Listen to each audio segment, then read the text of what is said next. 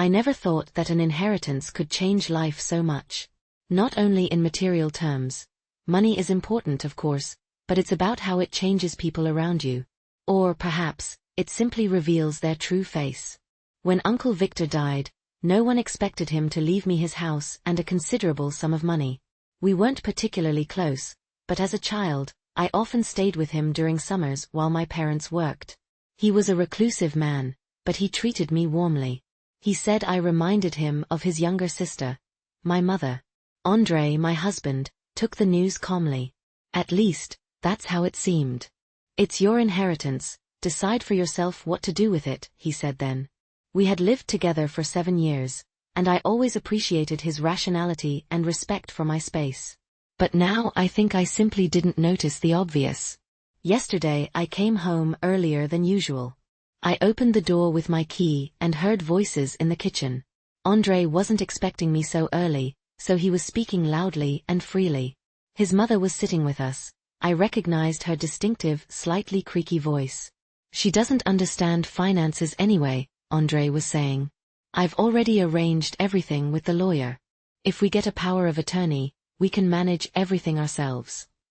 I froze in the corridor, afraid to move. My heart was pounding so loudly that I feared they would hear it. What if she suspects something? Asked my mother-in-law. André smirked. I couldn't see his face, but I could feel that smirk in his voice. She trusts me unconditionally. Besides, I've already started laying the groundwork. I tell her she needs to focus on her health, not on these exhausting financial matters. I remembered how in recent weeks he had indeed often mentioned my fatigue, telling me I looked unwell.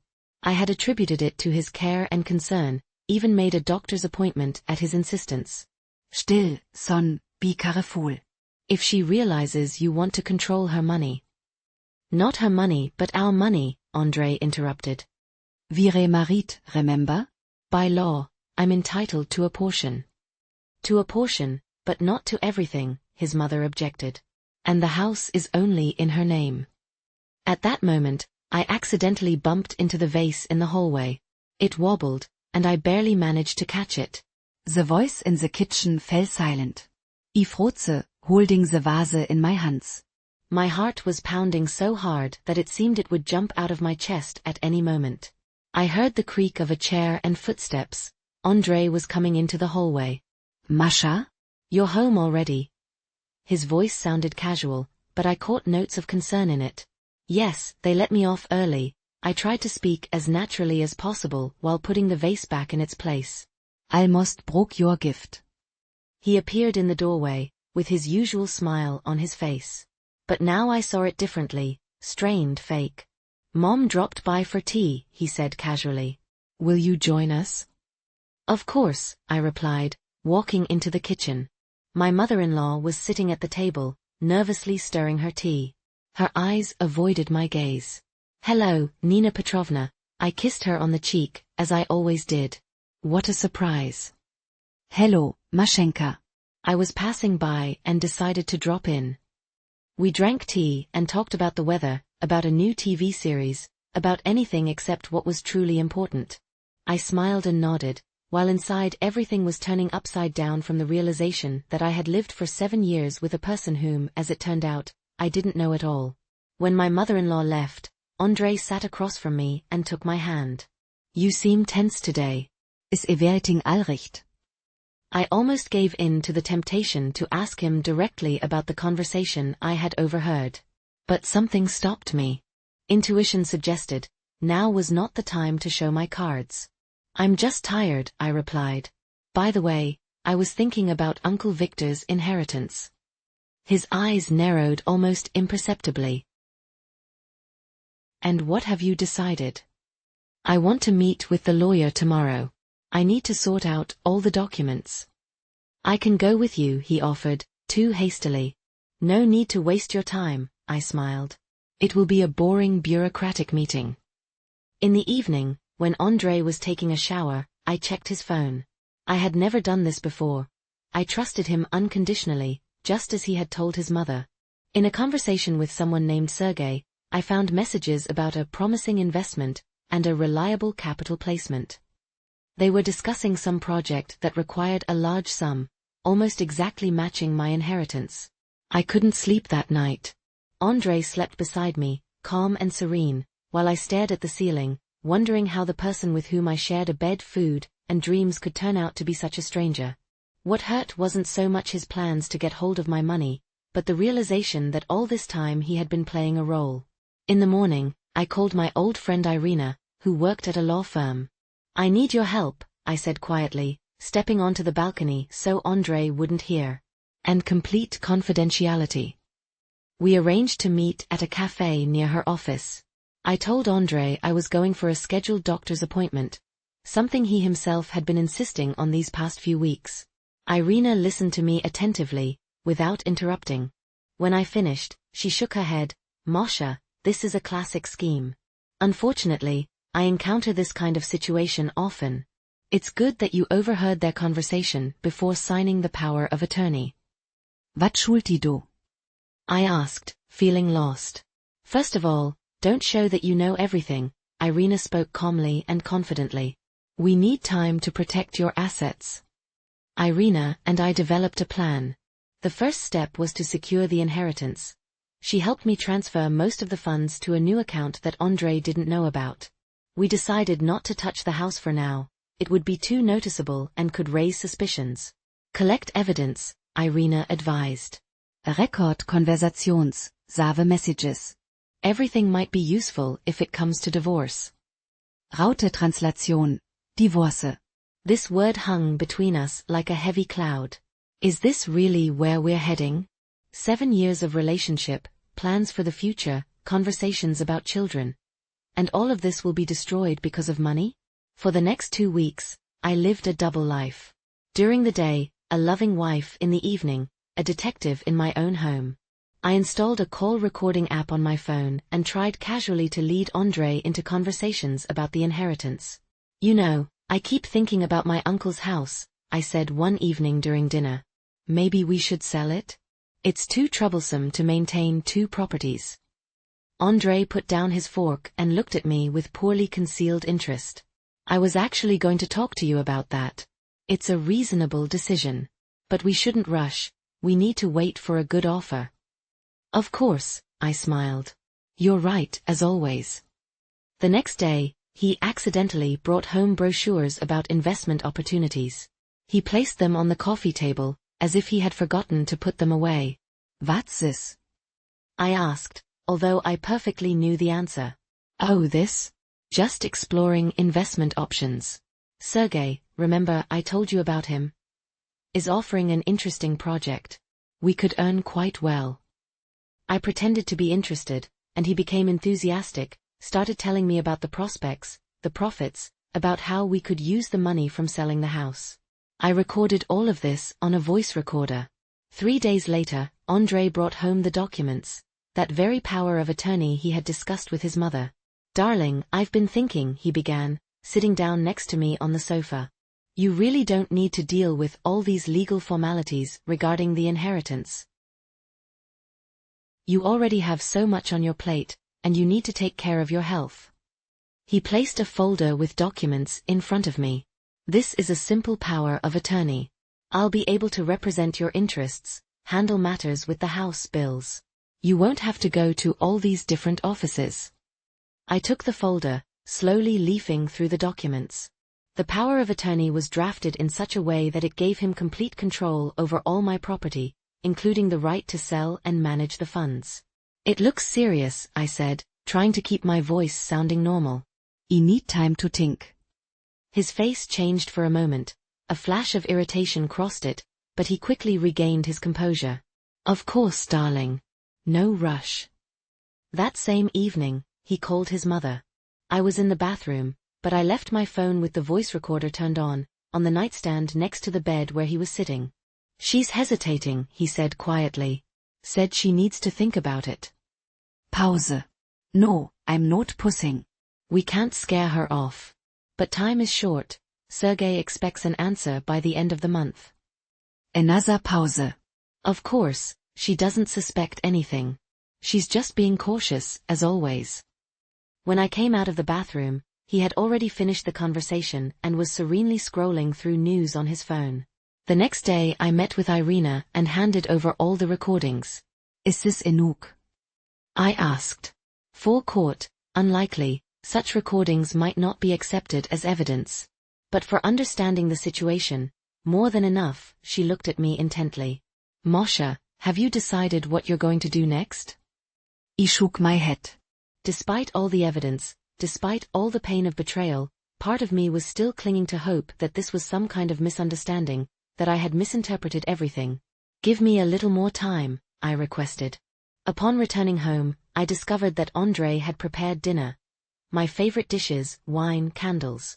He was unusually attentive, telling funny stories, reminiscing about our first dates. At some point, I almost believed that I was wrong about him. After dinner, he brought up the power of attorney again. I understand your doubts, he said, pouring more wine. But think how much easier it will be. You can focus on what you truly enjoy, and I'll take care of all the paperwork. Why such a rush? I asked directly. The inheritance isn't going anywhere. He hesitated for a second. I just want to help. Besides, there are good investment opportunities, but they won't wait forever. The same ones you discussed with Sergei? His hand with the glass froze halfway to his mouth. You know Sergei? No, I looked straight into his eyes. But I know about your project that requires urgent investment. And about your plans to use my inheritance. The lengse hung in the air. André slowly put down his glass. You went through my phone? His voice turned cold. And you were planning to steal my money, I replied, feeling my hands tremble. Don't be ridiculous, he tried to smile, but it came out unnatural. It's a profitable investment for both of us. I wanted to surprise you, show you that I can multiply our capital. Stop lying. I stood up from the table. I heard your conversation with your mother. About how I don't understand finances, how I trust you unconditionally. His face changed, the smile disappeared. Now a completely different person was sitting in front of me, cold, calculating. And what are you going to do? He asked quietly. I'm leaving, I uttered this word, and it sounded like the final verdict on our relationship. I'll pack my things tomorrow. Don't be dramatic, he stood up too. Let's discuss everything calmly. After all, we're married. By law, I have the right. To a part, but not to everything, I interrupted, repeating his mother's words. And the house is registered only in my name. He turned pale, realizing that I had indeed heard the entire conversation. Moshe, listen. No, I shook my head. Enough lies. I've already transferred most of the money to another account. And I've hired a lawyer for the divorce. His face contorted with anger. You can't just leave like that. Do 7 years together mean nothing? For you obviously there isn't. I felt tears welling up in my throat, but held them back. Otherwise you wouldn't have planned to deceive me. That night I didn't sleep at home. I stayed at Irina's, and in the morning went to my uncle's house, the very one that André so wanted to sell. The house had stood empty since Uncle Victor's death, but was clean and well kept. I sometimes came here, aired out the rooms, wiped away the dust. Now, opening the door with my key, I felt a strange mixture of bitterness and relief. Bitterness from a destroyed marriage, from the betrayal of someone I trusted. Relief that I had managed to learn the truth before it was too late. The house smelled of wood and old books. My uncle had been an avid reader. I walked into the living room, sat in his favorite armchair, and for the first time in these crazy weeks allowed myself to cry. An hour later, Irina arrived with divorce papers. We sat on the veranda, drank tea, and discussed next steps. He will fight for a portion of the property, she warned. Especially for what was acquired during the marriage. Let him. I gazed at the garden where I once played as a child. I don't mind losing money. I regret the wasted years and feelings. The phone kept ringing, Andrew. I didn't answer. After the 10th call, a message came, we need to talk. You misunderstood everything. Then another one, I love you. I always have. I showed the messages to Irina. Classic, She shook her head. First denial, then an attempt to manipulate emotions. The worst part is that a part of me wants to believe him, I confessed. 7 years is no joke. That's exactly why you shouldn't meet him alone right now. You're vulnerable, and he's exploiting that. In the evening, André drove up to the house. I saw his car from the bedroom window. He didn't dare to come in, just sat behind the wheel, looking at the windows. After half an hour, he left, leaving a bouquet on the porch, my favorite lilies. I didn't take them in. The next day, Irina and I filed for divorce. André didn't show up for the first hearing, sending his lawyer instead. As Irina had predicted, he demanded half of all property, including my inheritance. His lawyer argued that part of the money had already been spent on common needs, and therefore had become jointly acquired property. This is a standard tactic to drag out the process, Irina explained. He hopes you'll get tired and agree to a settlement with terms more favorable to him. 1 week after filing the documents, André began to act differently.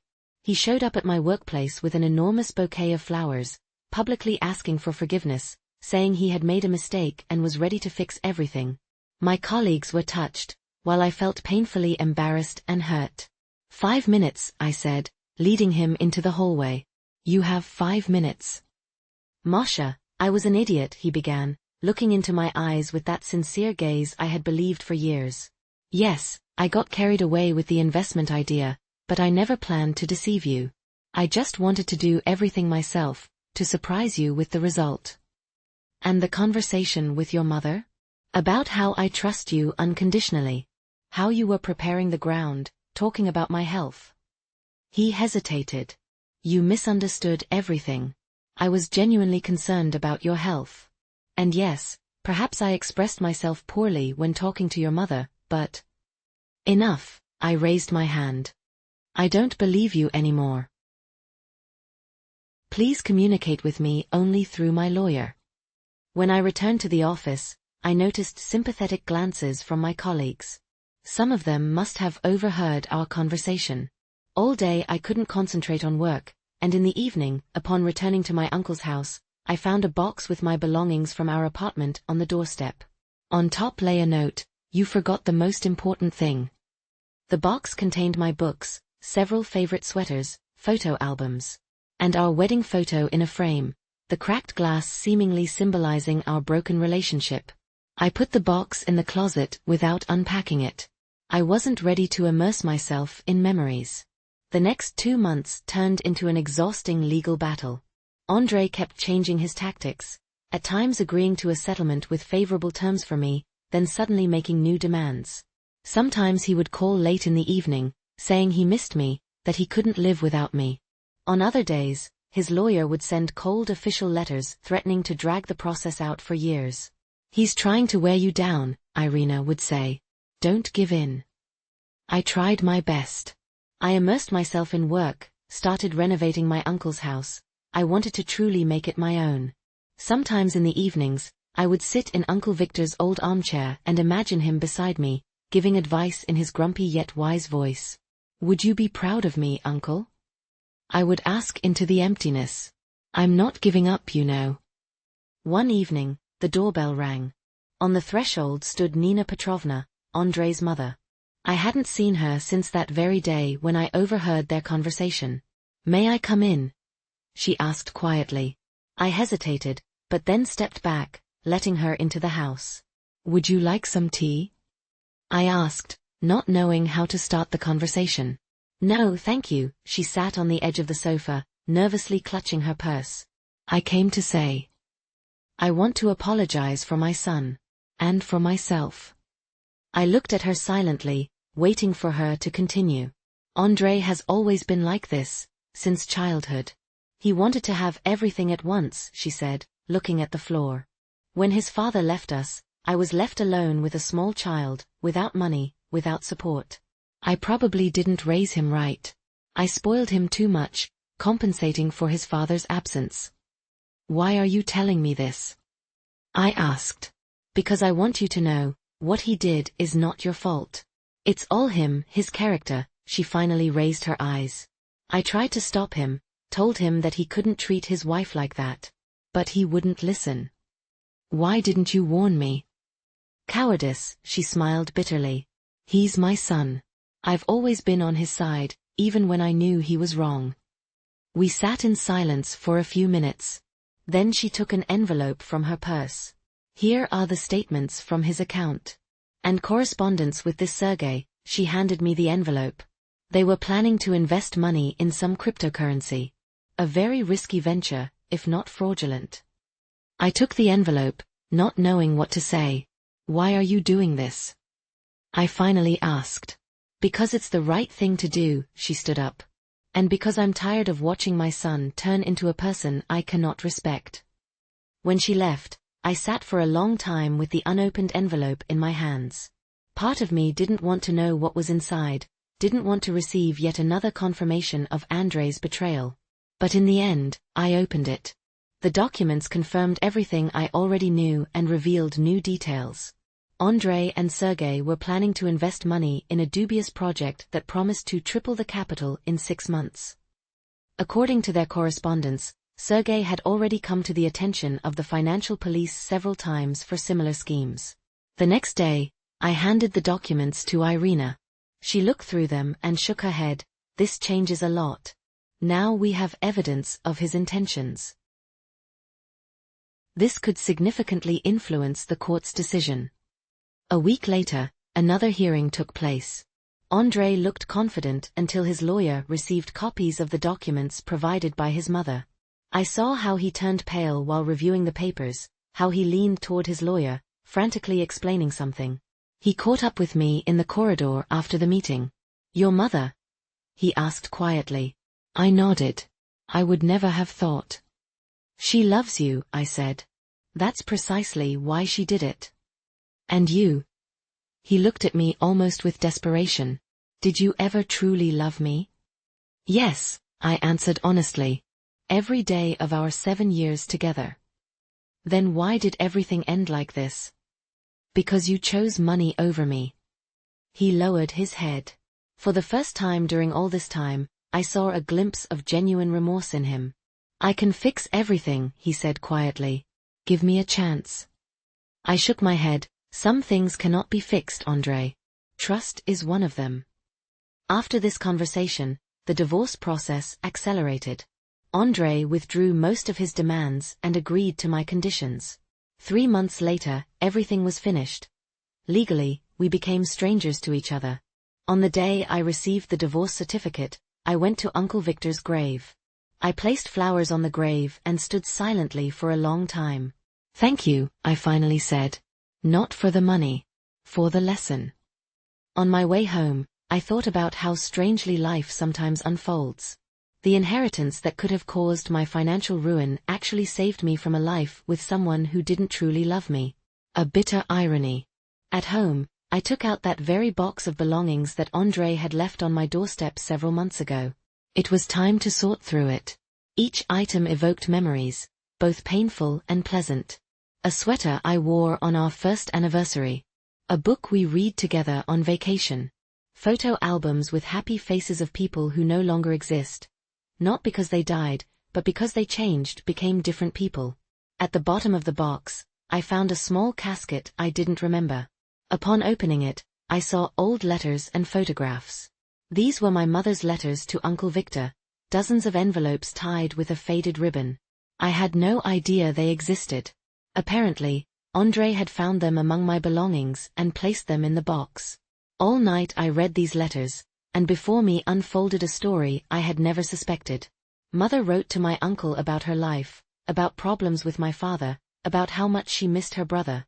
In some letters, she mentioned me, how I was growing, learning to walk, to talk. It was strange to read about myself as a little girl through my mother's eyes. In one of the last letters, dated a year before her death, my mother wrote, Victor, if something happens to me, look after Masha. She is like you, just as stubborn and principled. It won't be easy for her in this world where everyone seeks advantage. Teach her to distinguish the genuine from the fake. I cried reading these lines. Uncle Victor couldn't teach me this during his lifetime. We weren't that close. But in the end, he protected me anyway, leaving an inheritance that revealed Andrei's true face. In the morning, I called Irina. "How are you?" she asked with concern. "You know, for the first time in a long while." "Good," I answered honestly. "I think I'm beginning to let go of the past." Irina suggested meeting in the evening, and I agreed. I needed to get out of the house, to stop thinking about the letters, about Andrei, about everything that had happened. We met at a small restaurant in the city center. Irina didn't come alone.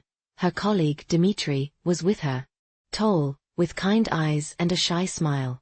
"I hope you don't mind," Irina whispered to me. "He's wanted to meet you for a long time, but I was waiting for the right moment."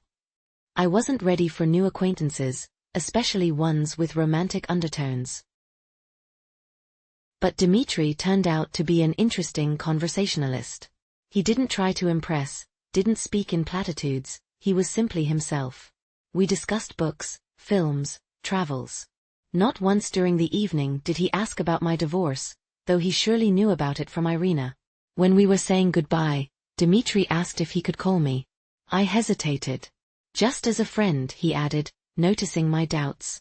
"No pressure or expectations." I gave him my number, but I was certain nothing would come of it. The wounds were too fresh, the distrust of men too strong. Dmitry called 2 days later. He suggested going to a contemporary art exhibition. I agreed, surprising myself. The exhibition turned out to be interesting, and Dmitry's company was pleasant. He didn't try to hold my hand, didn't pay compliments, didn't hint at anything more. Just two people spending time together. After the exhibition, we walked around the evening city, and unexpectedly, I told him the whole story about Andrei and the inheritance. He listened attentively, without interrupting. "You know what hurts the most?" I said when we stopped by a fountain. Not that he wanted to take the money, but that all these years I lived with someone who wore a mask. And I never saw his true face. "Maybe it's not about you," Dmitry replied thoughtfully. "Some people wear a mask for so long that they forget who they really are." This thought had never occurred to me. I had always blamed myself, for being naive, for being too trusting. But what if Andrei himself didn't know who he was? What if he had become so accustomed to playing a role that he had lost his true self? We started seeing each other with Dmitry, first as friends, then more frequently. He didn't rush things, gave me space and time. Sometimes we just walked, sometimes we sat in cafes, talking for hours. He told me about his failed marriage, about how difficult it was to start life anew. I felt that he understood me like no one else. 6 months after the divorce, I received a strange message from Andrei. "Can we meet? We need to talk. It's important." I showed the message to Irina. She shook her head. "Don't go. Whatever he wants to say, it doesn't matter anymore." But curiosity got the better of me. I agreed to meet, but in a public place, at a cafe near my workplace. Andrei had changed. He'd lost weight, looked haggard, and there was a kind of hunted look in his eyes.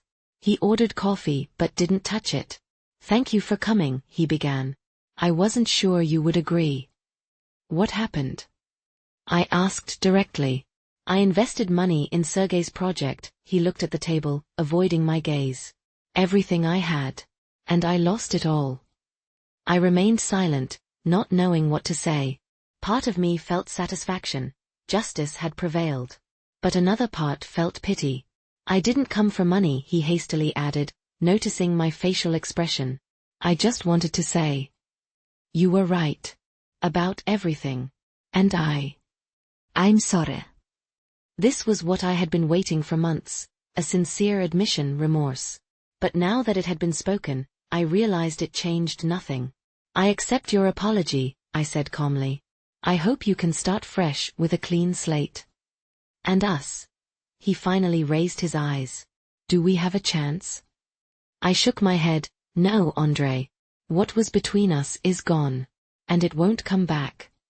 He nodded, as if he had expected this answer. That's what I thought. But I had to ask. When I left the cafe, I felt a strange lightness. As if the last thread connecting me to the past had finally broken. In the evening, I told Dmitry about the meeting. We were sitting on the porch of my house. now truly mine. I had finished the renovations, and the house had transformed, becoming cozy and bright. How do you feel after this meeting? Dmitri asked. Strange, but free, I smiled. As if I've closed a book that I've read to the end. He took my hand, for the first time during all our meetings. You know, I was afraid you would go back to him. Really? I looked at him in surprise. Yes. You're strong, but sometimes the past has more power over us than we think. I squeezed his hand in response. Not this time. I've learned my lesson. We sat in silence, watching the sunset. I thought about how strangely life unfolds. About how painful it can be to lose illusions, but how necessary it is for growth. About how Uncle Victor, without knowing it himself, had given me not just a house and money, but the opportunity to see the truth and begin a new life. What are you thinking about? Dmitri asked. About inheritance, I replied. About how the most valuable inheritance isn't money or property, but the lessons we extract from life experience. He smiled and gently kissed me on the cheek. A wise thought. Dmitri and I had been dating for almost a year when I decided to take an important step, to introduce him to Uncle Victor's house. Not just to show him the renovated rooms, but to tell the story of this place, to share the memories that these walls held. I used to spend every summer here when I was a child, I said, running my hand along the bookshelves in my uncle's study. He allowed me to read any books, even those my parents considered too complex for my age. Dmitri listened attentively, occasionally asking questions, but mostly observing, watching my movements, the expressions on my face when I immersed myself in memories. In such moments, I especially appreciated his ability not to fill the silence with unnecessary words. And what room is this? He asked when we approached a locked door at the end of the corridor. I hesitated. This room had always been locked, even when my uncle was alive. I don't know. My uncle never opened it in my presence. And you haven't tried to look inside since the house became yours? No, I shook my head. At first I had other things to worry about, the divorce, the renovation. And then, I suppose I simply respected his right to have secrets. Dmitri smiled, but now this is your home. And it's your right to know all its secrets. He was right. Something had been holding me back from this room. Perhaps a childish fear of breaking a prohibition, perhaps a superstitious feeling that some doors are better left unopened. But standing next to Dmitri, I suddenly felt brave. I should have a key. I headed toward the secretary desk in the living room, where I kept all the house keys. Among them was an antique one, with an intricate pattern. I had never tried it in any door. The key fit perfectly. The lock clicked, and the door creaked open, admitting us into a room that had kept its secrets for decades. The first thing that struck me was the smell. Not the mustiness of a closed room, but a delicate fragrance of perfume, as if someone had just sprayed it in the air. Dmitri and I exchanged glances, equally surprised. The room turned out to be small, but remarkably bright thanks to a large window overlooking the garden. There was a narrow bed, a dressing table with a mirror, a wardrobe, and a writing desk. On the walls hung photographs. Dozens of photographs of the same woman during different periods of her life. I stepped closer, peering at the face in the pictures. A young girl with a playful smile, a middle-aged woman with sad eyes, an elderly lady with dignified gray hair. Who is she? Dmitri asked quietly, approaching me. I don't know, I shook my head, but something in the features of this face seemed familiar. I've never seen her before. On the desk lay an album with a leather binding. I carefully opened it and gasped. It was a diary. On the first page, in calligraphic handwriting, was written, Elena. O mie 957, o mie 998, Elena. I repeated aloud. This name meant nothing to me, but judging by the dates and the room's furnishings, this woman was important to Uncle Victor. Perhaps the love of his life? But why, then, had he never mentioned her? Look, Dmitri pointed to a photograph standing on the dressing table. In it were Uncle Victor, much younger than I remembered him, and that very woman. They stood embracing against the backdrop of the sea, happy and in love. I took the diary and sat on the edge of the bed. Dmitri sat down beside me, tactfully maintaining his distance. "Are you sure you want to read this?" he asked. "It's rather personal, after all." I hesitated. Indeed, did I have the right to intrude into the secrets of Uncle Victor's past? But something told me that this room and this diary were not just relics of the past, but a key to understanding the man who had played such an important role in my life. "I'll just skim through it," I decided. If I realize it's to personal, I'll stop. I opened the diary to a random page and began to read, May 15, 1972. Victor spoke about marriage again. "I cannot explain to him why it's impossible. How do you tell about illness to a man who sees only life and health in you? Doctors give me no more than 5 years. I cannot condemn him to the role of a caretaker, and then a widower. Better to let him go now, while he can still build a life with someone else." I turned several pages forward, September 3, 1973. "Today I told Victor that I no longer love him. I lied for the first and hopefully the last time. Seeing the pain in his eyes was unbearable. But this is better than watching him fade away beside me, observing my slow death. He deserves happiness, even if I cannot be part of it." Tears wellet up in my eyes. I imagined Uncle Victor young, in love, with a broken heart. And this woman, Elena, making such a difficult decision out of love for him. I turned over a few more pages, January 10, 1975. "The treatment is showing results. Dr. Savelyev says I may live longer than initially expected. Sometimes I wonder, perhaps I should have taken the risk? Maybe I should have trusted Victor, allowed him to decide for himself? But it's too late now. He doesn't respond to my letters, and I have no right to reappear in his life only to disappear again." Dmitri silently placed his hand on my shoulder. I was grateful for this touch. It brought me back to reality, preventing me from completely immersing myself in someone else's tragedy. The last entry in the diary was dated 1998, December 20, 1998.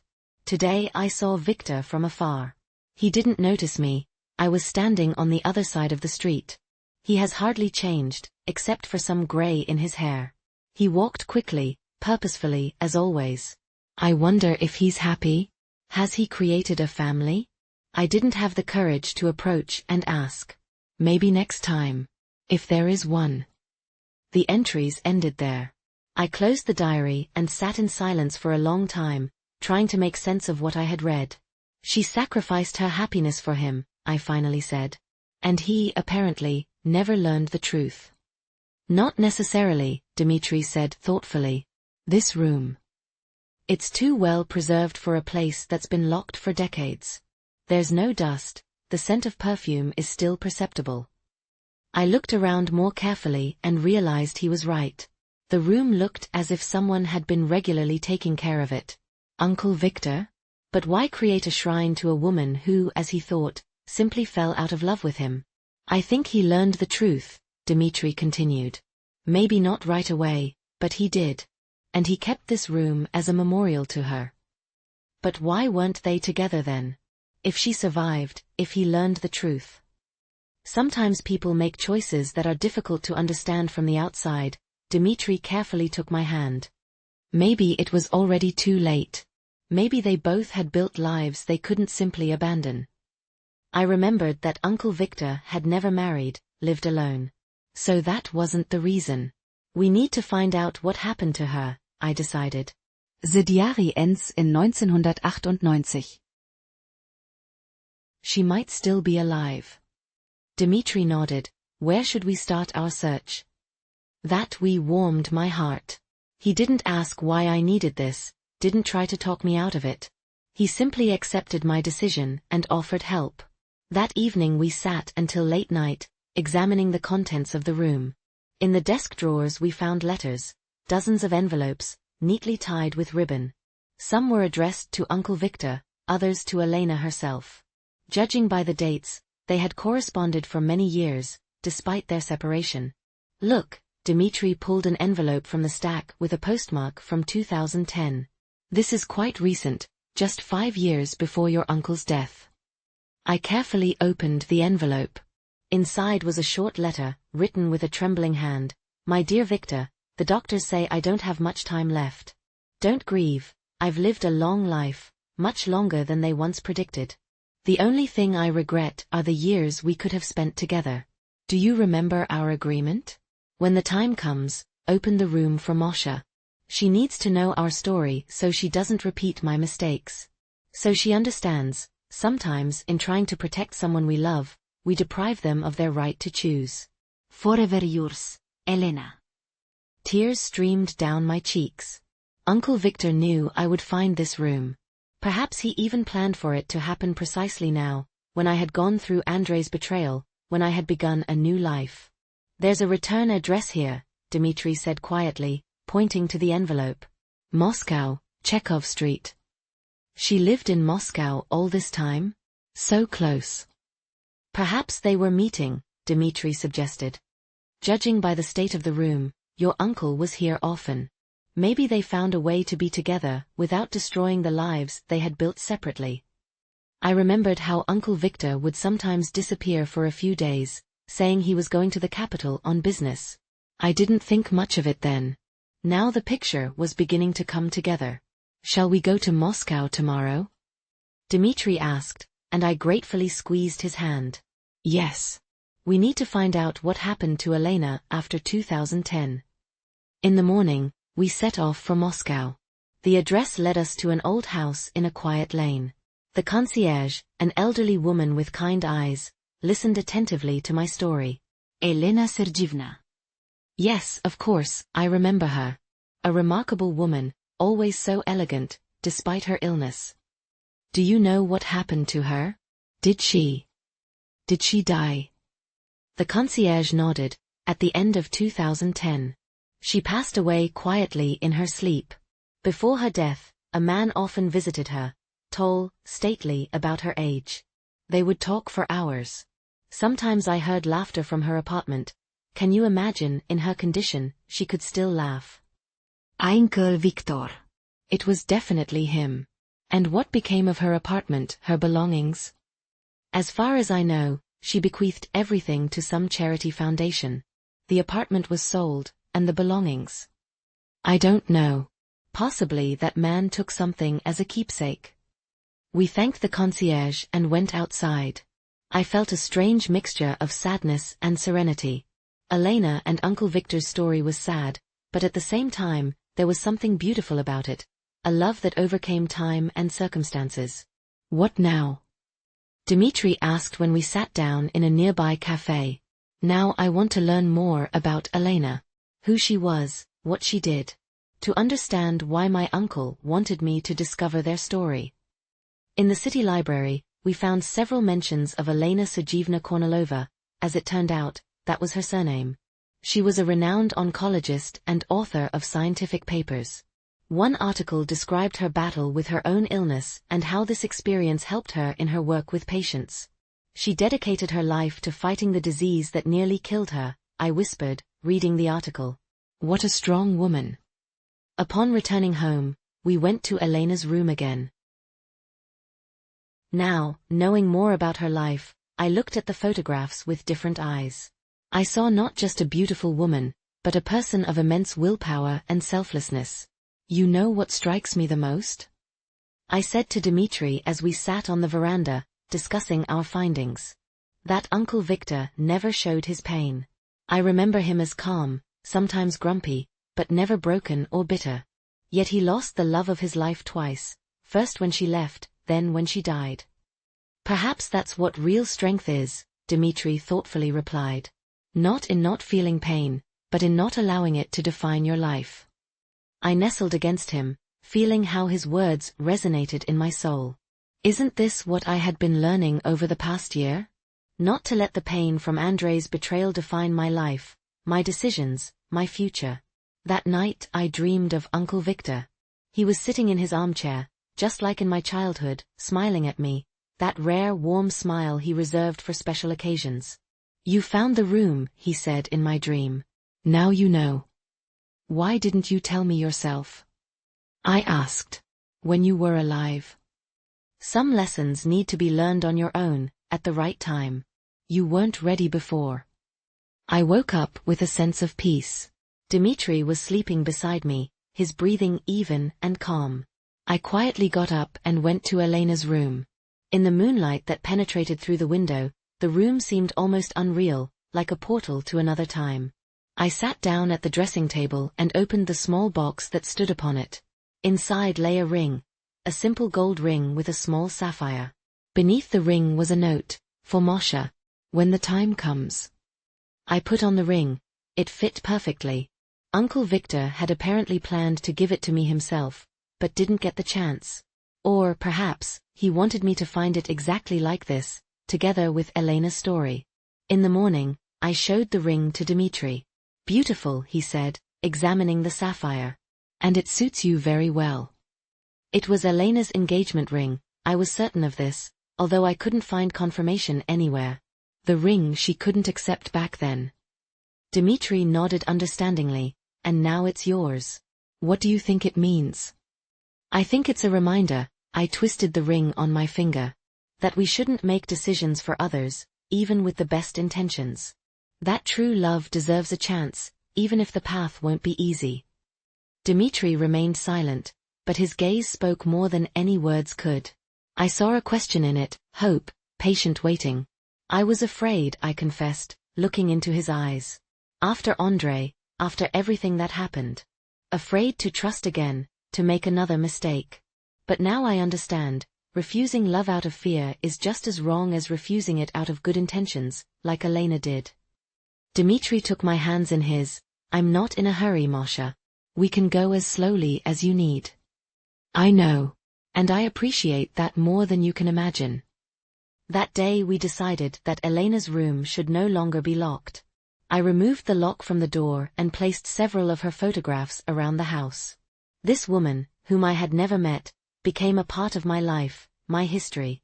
A week later, I received a strange letter. With no return address, containing just a single line, he would approve of your choice.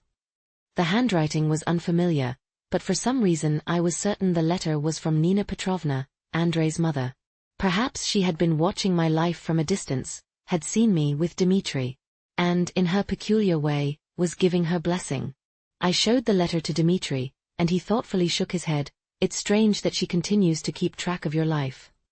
I don't think she's doing it with malicious intent, I replied, rereading the short line. Perhaps this is her way of atoning for her son's actions.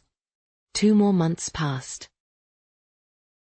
Dmitri and I were spending more and more time together, and one evening as we sat in the garden watching the stars, he asked, "Have you thought about moving to Moscow? A branch of my firm is opening, and they've offered me the position to head it." I froze. Moving to Moscow would mean serious changes, a new job, new surroundings. And, most importantly, a new stage in our relationship. What about the house? I asked, gesturing at the garden, which over the year had truly become mine. We could keep it. Dmitri was carefully choosing his words. Come on weekends, on holidays. This place is too important for you to just sell it. I smiled, understanding how well he knew me. Indeed, the thought of selling the house hadn't even crossed my mind, although it would have been the logical decision when moving. I'll think about it, I answered honestly. It's a serious step. That night I couldn't fall asleep for a long time. My thoughts revolved around the possible move, new life with Dmitri, and, of course, around the story of Elena and Uncle Victor.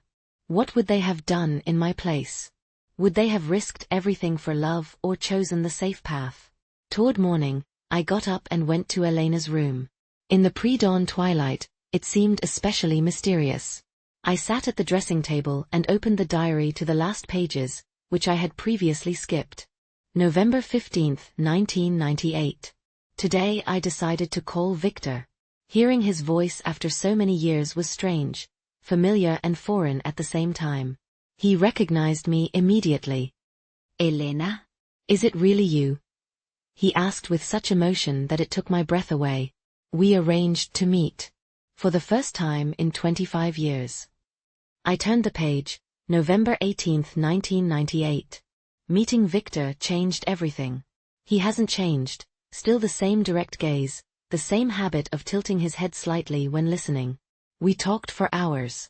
I told him the truth, about the illness, about my decision to leave so as not to be a burden. He listened silently, only his eyes growing darker. You had no right to decide for me, he finally said. I would have preferred a few years of happiness with you to decades of emptiness. He's right, of course. I deprived us both of a choice. The last entry was dated December 24th, 1998. Victor and I have decided to start anew. Not from where we left off. That's impossible. Too many years have passed, too much has changed. But we can create something new, built on the foundation of what once was. He asked me to move in with him, but I refused. Not out of pride or fear, I simply feel we need time. We will see each other, get to know each other again. And perhaps, someday. At this point, the diary broke off. I closed it, feeling a strange excitement. Elena and Uncle Victor had received a second chance. They didn't rush things, didn't try to immediately make up for lost time. They built their new relationship gradually, with respect for the past and hope for the future. When Dmitri woke up, I had already prepared breakfast and was waiting for him on the veranda. I agree, I said when he sat down across from me with a cup of coffee. To what? He looked sleepy and a bit confused. To moving to Moscow. But with one condition, we keep this house. And we'll come here as often as we possibly can. His face lit up with a smile. Of course. I never suggested otherwise. And one more thing, I extended my hand with Elena's ring. I want you to know, I'm ready to take the risk.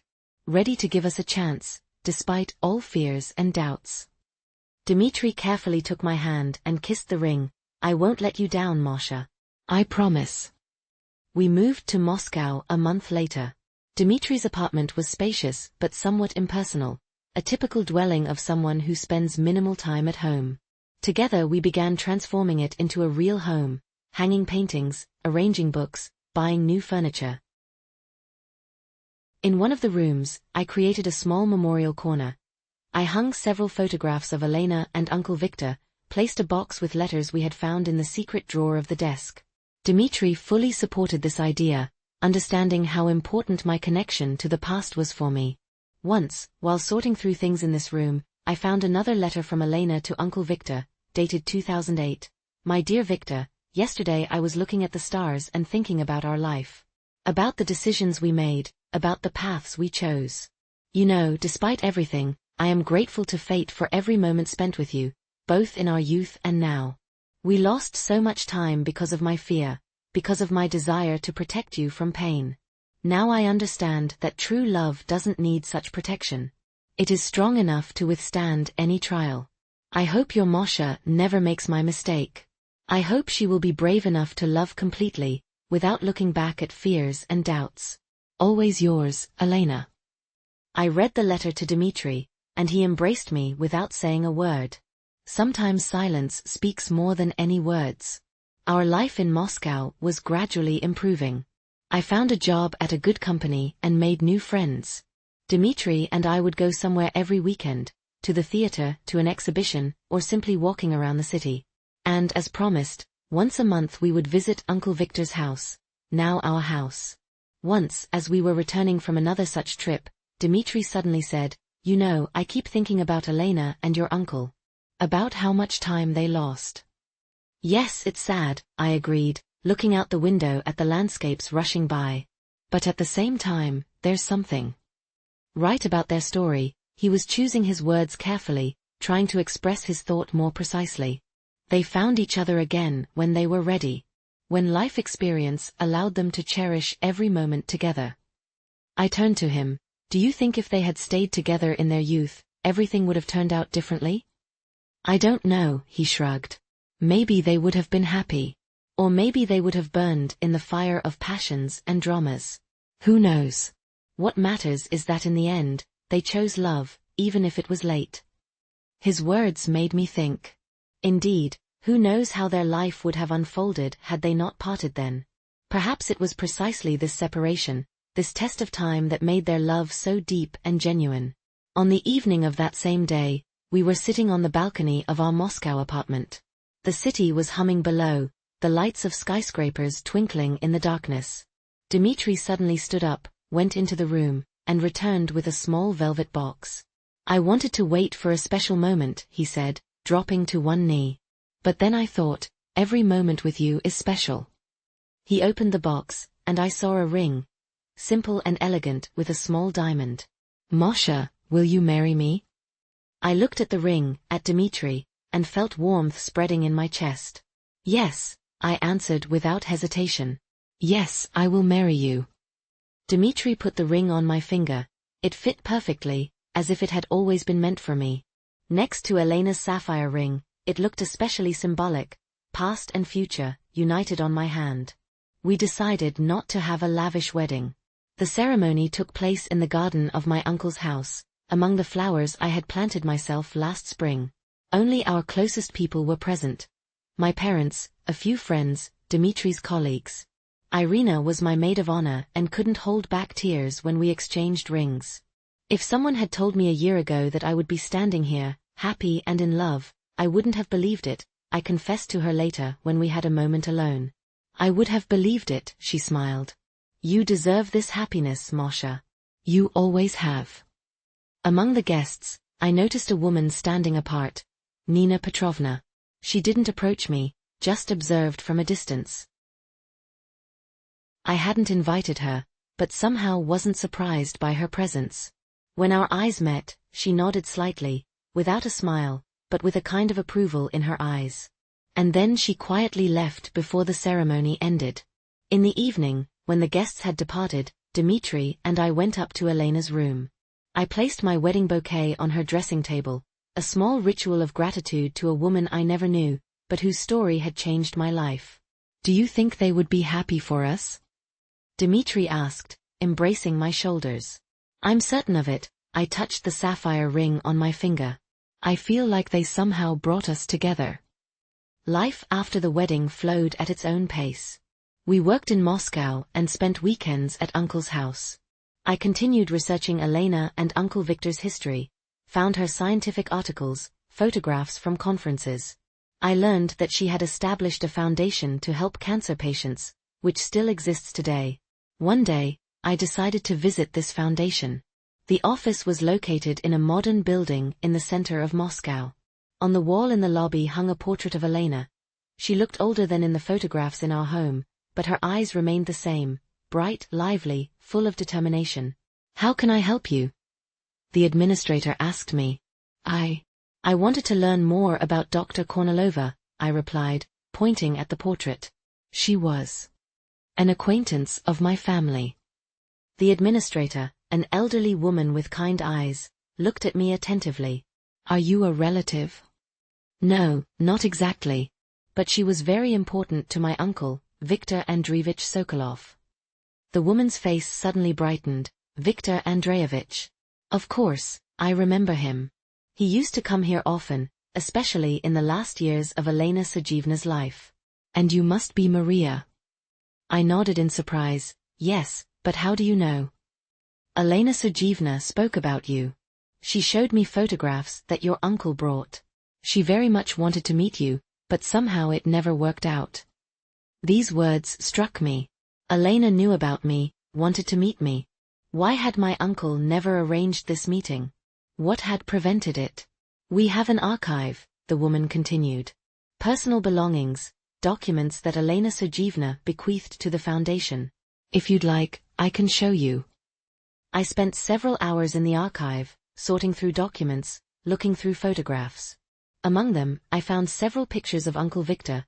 In one, he was standing next to Elena at some official event. In another, they were in a park, smiling, holding hands. In a small box, I discovered letters. Not the ones that Uncle kept at home, but others more recent. In one of them, dated 2012, he wrote, "My dear Elena, the doctors say the operation was successful, but we both know it's just a temporary reprieve. I'm not afraid of death, but I fear not having enough time to do everything I should. Masha still doesn't know about you, about us. I've meant to tell her many times, but something always held me back. Perhaps I simply didn't want to share you with anyone, not even her. Selfish, I know. But I will leave her signs, clues. When the time comes, She will find your room, read our letters. And, I hope, learn a lesson from our story. Forever yours, Victor. I sat holding this letter in my hands, tears streaming down my cheeks. Uncle Victor had known about his illness long before his death. He had been preparing to leave, bequeathing to me not only material inheritance but also this priceless gift, a story of true love that overcame time and circumstances. The administrator, seeing my condition, tactfully left me alone. When I had calmed down somewhat, she returned with a small casket. Elena Sergeevna left this for you, she said quietly, with instructions to give it to you when you came. The box was antique, with mother-of-pearl inlays. Inside lay a letter and a small medallion. Dear Maria, we have never met, but I know so much about you from Victor's stories. He loves you like the daughter we never had. If you are reading this letter, it means we are gone, and you have found your way to the truth. Do not judge us harshly for the decisions we made. We did what we believed was right at each moment of our lives. The medallion you hold in your hands belonged to my mother. I want it to pass to you, as a symbol of the connection between past and future, as a reminder that true love knows no time or distance. Life are full life, Maria. Love without fear. And remember, sometimes the longest path turns out to be the only right one. With love, Elena. The medallion was simple yet elegant, a silver oval with an engraved rose. I opened it and saw inside a tiny photograph of young Elena and Uncle Victor. They were looking at each other with such tenderness that it took my breath away. When I returned home, I showed the medallion to Dmitri and told him everything I had learned. They planned this, he said thoughtfully. They left you not just things, but an entire story that you were meant to piece together, like a mosaic. But why such complexity? Why not simply tell me everything while they were alive? Dmitri smiled. Perhaps they understood that some lessons can only be learned by walking your own path. If your uncle had simply told you their story, they would have been just words. But this way you lived it, felt it, made it a part of yourself. He was right. Elena and Uncle Victor's story had become for me not just a family legend, but a living, personal experience. I had followed in their footsteps, uncovered their secrets, and it changed me more deeply than any story could have. 3 years have passed since the day I found Elena's room. My life with Dmitri has filled with new events. I received a promotion at work, we traveled, made plans. Uncle Victor's house became our second home. We spent all holidays there, summer weekends, sometimes worked remotely, enjoying the peace and quiet. Once, while sorting through old things in the attic, I found another box of letters. Not from Elena and Uncle Victor, but from my mother. Letters she had written to me when I was very little, with the thought that I would read them when I grew up. She died when I was 12, and I could barely remember her voice, her laughter,